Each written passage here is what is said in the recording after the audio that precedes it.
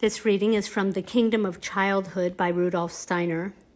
How to create, tell, and recall a story. Let me give you an example of something which can sink into the child's soul so that it grows with his growth, something which one can come back to in later years and make use of to arouse certain feelings within him. Nothing is more useful and fruitful in teaching than to give the children something in picture form between the 7th and 8th years and later, perhaps in the 14th and 15th years, to come back to again and again in some way or another.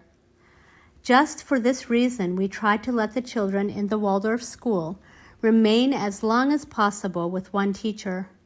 When they come to school at 7 years of age, the children are given over to a teacher who then takes his class up the school as far as he can. For it is good that things which at one time were given to the child in germ can then again and again furnish the content of the methods employed in his education. Now suppose, for instance, that we tell an imaginative story to a child of 7 or 8. He does not need to understand all at once the pictures which the story contains. Why that is, I will explain later. All that matters is that the child takes delight in the story because it is presented with a certain grace and charm. Suppose I were to tell the following story. Once upon a time in a wood, where the sun peeped through the branches, there lived a very modest violet under a tree with big leaves. And the violet was able to look through an opening at the top of the tree. As she looked through this broad opening in the treetop, the violet saw the blue sky. The little violet saw the blue sky for the first time on this morning, because she had only just blossomed. Now the violet was frightened when she saw the blue sky. Indeed, she was overcome with fear, but she did not yet know why she felt such great fear. Then a dog ran by. Not a good dog, a rather bad, snappy dog. And the violet said to the dog, "Tell me, what is that up there that is blue like me?" For the sky was blue just as the violet was. And the dog in his wickedness said, "Oh, that is a great giant violet like you, and this great violet has grown so big that it can crush you." Then the violet was more frightened than ever because she believed that the violet up in the sky was so big it could crush her. And the violet folded her little petals together and did not want to look up at the great big violet any more, but hid herself under a big leaf which a puff of wind had just blown down from the tree. There she stayed all day long, hiding in fear from the great big sky violet. When morning came, the violet had not slept at all, for she had spent the night wondering what to think of the great blue sky violet, who was said to be coming to crush her, and every moment she was expecting the first blow to come. But it did not come. In the morning, the little violet crept out, as she was not in the least bit tired. For all night long she had been only thinking, and she was fresh and not tired. Violets are tired when they sleep. They are not tired when they don't sleep. And the first thing that the little violet saw was the rising sun and the rosy dawn. And when the violet saw the rosy dawn, she had no fear. She was glad at heart and happy to see the dawn. As the dawn faded, the pale blue sky gradually appeared again and became bluer and bluer all the time. And the little violet thought again of what the dog had said, that this was a great big violet that would come and crush her. At that moment a lamb came by, and the little violet again felt she must ask what the thing above her could be. "What is that up there?" asked the violet. And the lamb said, "That is a great big violet, blue like yourself." Then the violet was afraid again and thought she would hear from the lamb just what the wicked dog had told her. But the lamb was good and gentle, and because he had such good, gentle eyes, the violet asked again, "Dear lamb, do tell me, will the great big violet up there come and crush me?" "Oh, no," answered the lamb, "it will not crush you. It is a great big violet, and his love is much greater than your own love, even as he is much more blue than you are in your little blue form." And the violet understood at once that there was a great big violet who would not crush her, but who was so blue in order that he might have more love, and that the big violet would protect the little violet from everything in the world which might hurt her. Then the little violet felt so happy because what she saw was blue in the great sky violets appeared to her as divine love, which was streaming toward her from all sides, and the little violet looked up all the time as if she wished to pray to the God of violets.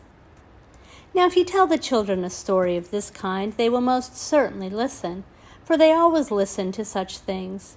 But you must tell it in the right mood, so when the children have listened to the story, they somehow feel the need to live with it and turn it over inwardly in their souls.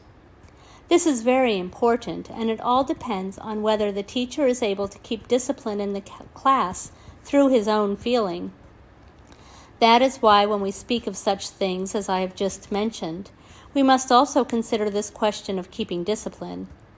We once had a teacher in the Waldorf school who would tell the most wonderful stories, but he did not make such an impression upon the children that they looked up to him with unquestioned love.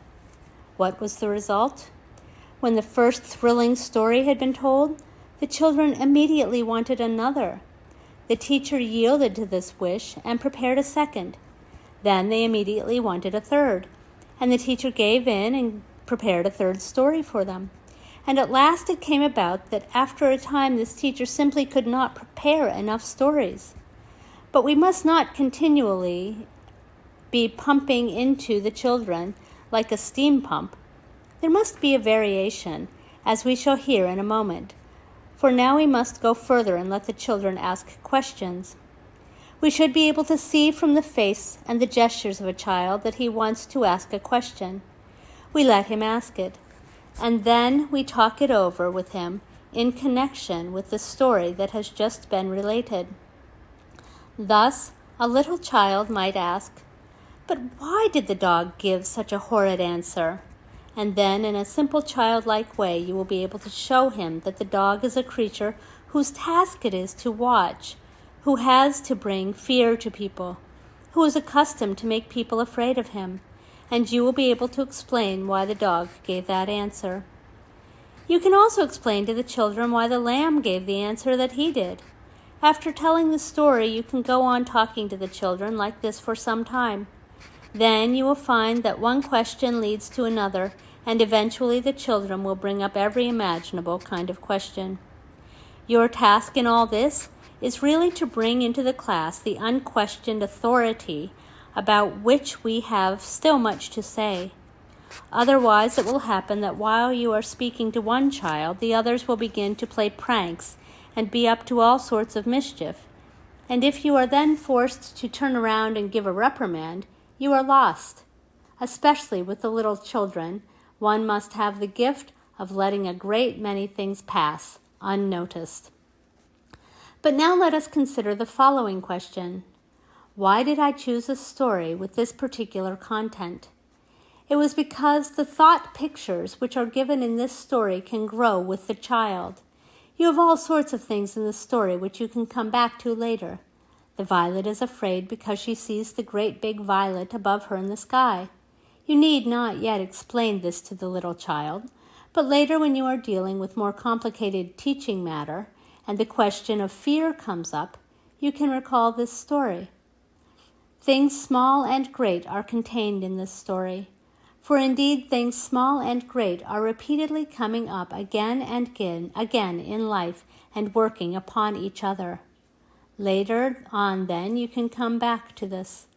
The chief feature of the early part of the story is the snappish advice given by the dog, and later on it is the kind loving words of advice uttered by the lamb. And when the child has come to treasure these things in his heart and has grown older, how easily then you can lead on from the story you told him before to thoughts about good and evil, and about such contrasting feelings which are rooted in the human soul. And even with a much older pupil, you can go back to this simple child's story. You can make it clear to him that we are often afraid of things simply because we misunderstand them and because they have been presented to us wrongly. This cleavage in the feeling life, which may be spoken of later in connection with this or that lesson, can be demonstrated in the most wonderful way if you come back to the story in the later school years.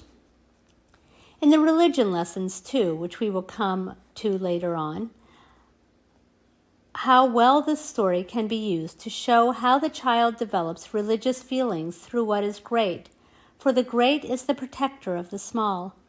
And one must develop true religious feeling by finding in oneself those elements of greatness which have a protective impulse. The little violet is a little blue being.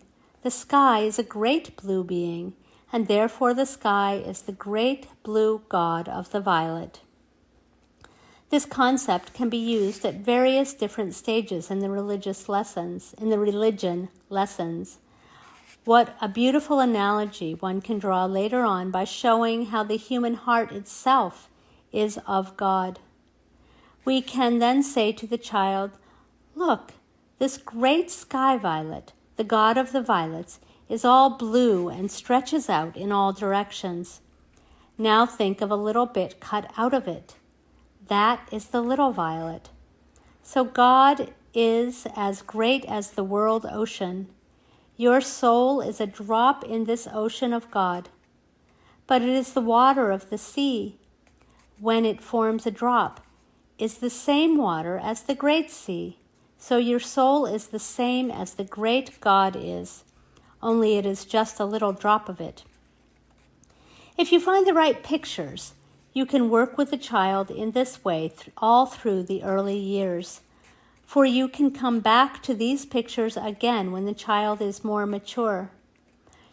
But the teacher himself must find pleasure in this picture making, and you will see that when, by your one powers of invention, you have worked out a dozen of these stories, then you simply cannot escape them.